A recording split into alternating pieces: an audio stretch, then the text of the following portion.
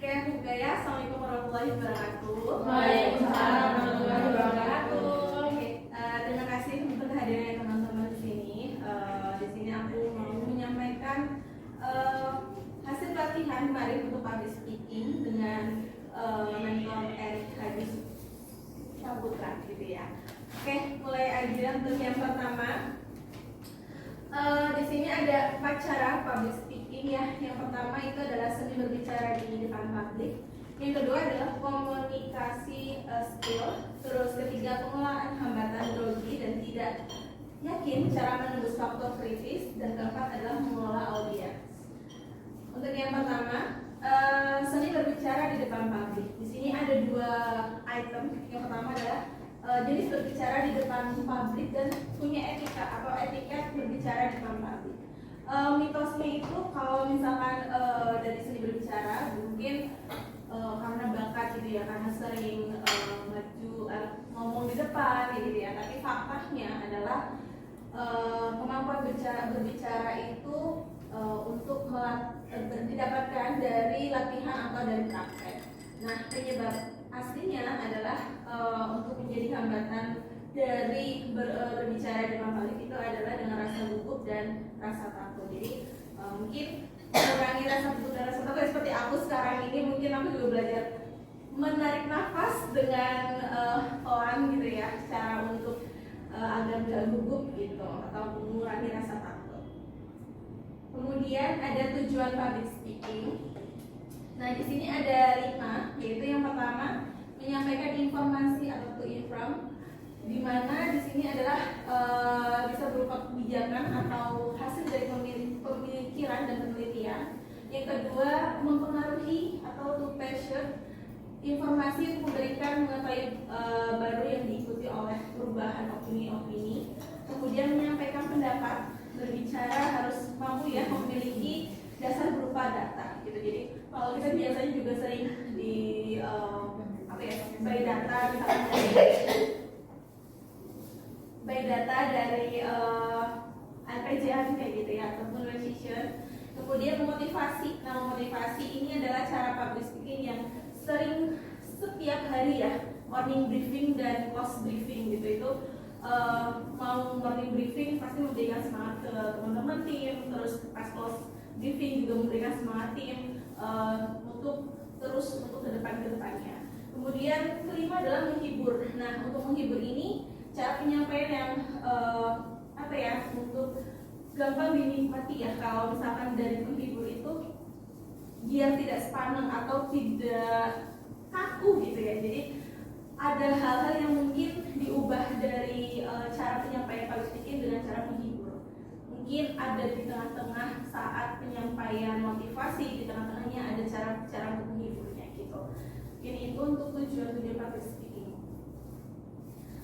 Kemudian ada elemen speaking. Di elemen speaking ini yang pertama ada speaker atau pembicara, bersifat satu arah karena pembicara ini tidak akan mendapatkan interupsi dari audiens. Kemudian setelah itu ada audiens. Audiens itu terbagi menjadi 2. Immediate audience atau audiens langsung, kemudian ada real audience atau audiens jarak jauh.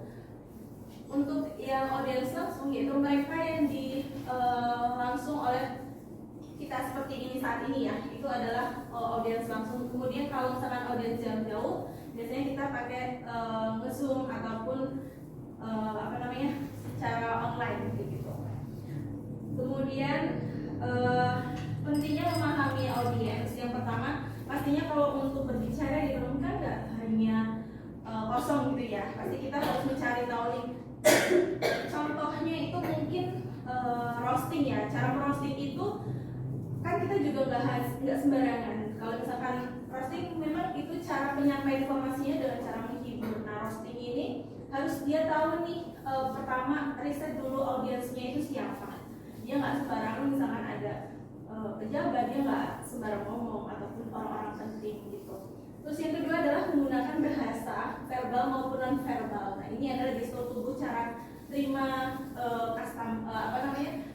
cara audiens untuk menerima kita gitu. Terus yang ketiga adalah carilah hiburan berupa cerita, jokes atau figur atau media lain yang sekiranya menarik perhatian audiens. Nah, yang penting dari carilah hiburan ini tidak mengganggu apa ya, yang termasuk kepentingan, tidak menyampaikan jelek-jelekan salah satu atau tidak mengandung sara, ya tidak boleh, karena balik lagi seperti yang pertama adalah melakukan riset terlebih dahulu dengan sebelum kita melakukan public speaking di depan orang banyak.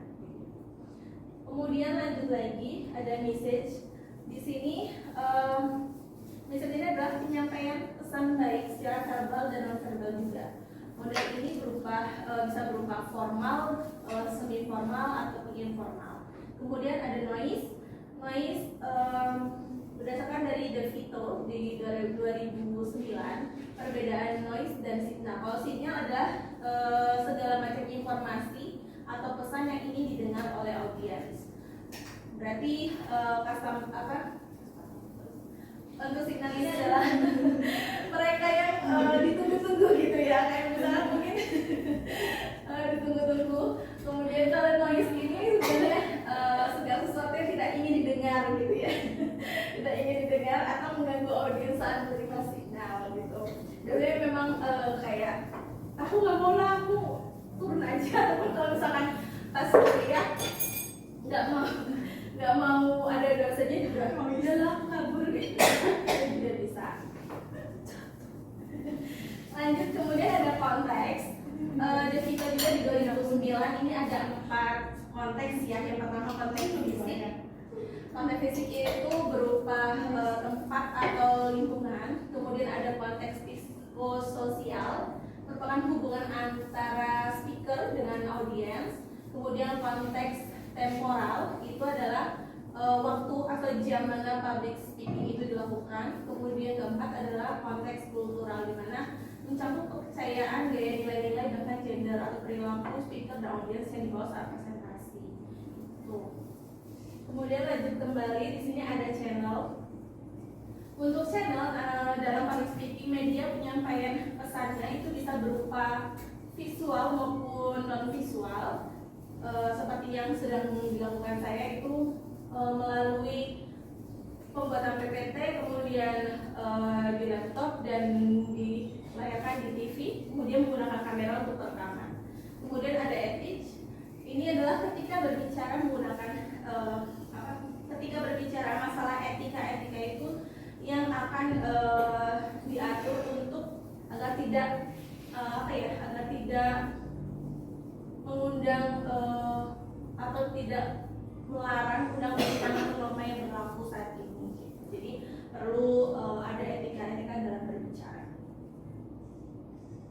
Kemudian ada metode public speaking. Untuk metode public speaking ini terdapat 4 metode, di mana menurut Rahman 2011, yaitu yang pertama ada impromptu. Impromptu adalah metode berpidato speaking yang tidak ada persiapan sebelumnya, jadi nggak ada persiapan sama sekali. Tiba-tiba disuruh maju, terus disuruh menyampaikan pesan gitu ataupun menanggapi sesuatu. Terus yang kedua ada manuskrip. Manuskrip ini adalah metode berpidato atau public speaking dengan cara membaca teks atau naskah pidato seperti upacara ya, kayak gitu udah punya naskahnya apa yang akan disampaikan. Kemudian memoriter. Memoriter adalah metode public berpidato atau public speaking dengan cara menghafalkan naskah pidato terlebih dahulu.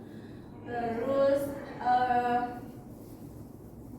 extemporan, di mana metode public speaking ini itu mempersiapkan garis-garis besar konsep pidato atau pesan yang akan disampaikan. Itu biasanya ada di rapat-rapat besar ya, seperti mungkin di dewan-dewan kita kayak gitu.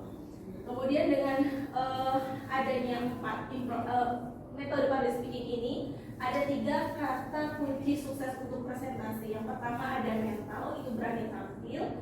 Yang kedua adalah materi, sistematis. Kemudian yang ketiga adalah media atau berpengaruh. Terus untuk yang kedua adalah communicator skill, di mana ada 4 dari communication skill. Yang pertama adalah strategi 3V, yaitu vokal, visual, dan verbal. Kemudian kemudian indeks interaksi antar pribadi, kemudian ada melatih ekspresi dan strategi komunikasi antar personal. Dimana untuk dari komunikasi skill ini ada 3 kunci sukses, yaitu visual, verbal, dan vokal. Kemudian ada dari komunikasi skill tadi ada daya tarik pribadi ya terhadap audiens, yaitu penguasaan materi, terus penguasaan situasinya, kemudian ada memiliki kecakapan emosi atau EQ. Di sini memang untuk apa ya, dari kecakapan emosi pun mungkin banyak teman-teman lihat mungkin dari cara bicara dia sambil mikir dulu, karena dari berpikir itu dia agar tidak ada yang tersinggung dari cara ucapannya. Terus ada percaya diri juga, kemudian ada rasa humor menghidupkan suasana gitu ya. Kemudian ada teknik pengaturan suara atau intonasi yang efektif.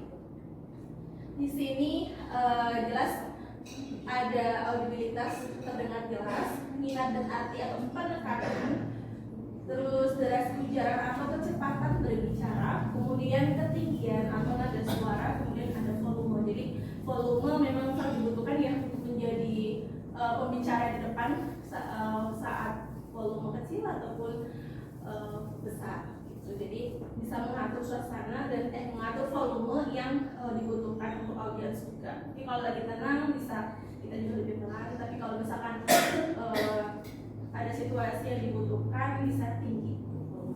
Terus untuk oral vokal di sini ada 6 cara mengolah vokal, yaitu senam melemaskan otot wajah, terus melemaskan otot bibir, kemudian ada pijat tenggorokan, kemudian ada gerakan mengeluarkan nafas dari mulut, kemudian ada melatih otot diafragma, dan terakhir adalah melatih pernafasan. Nah ini untuk berlatih olah vokal dengan huruf vokal IUEO itu secara bergantian memang ya.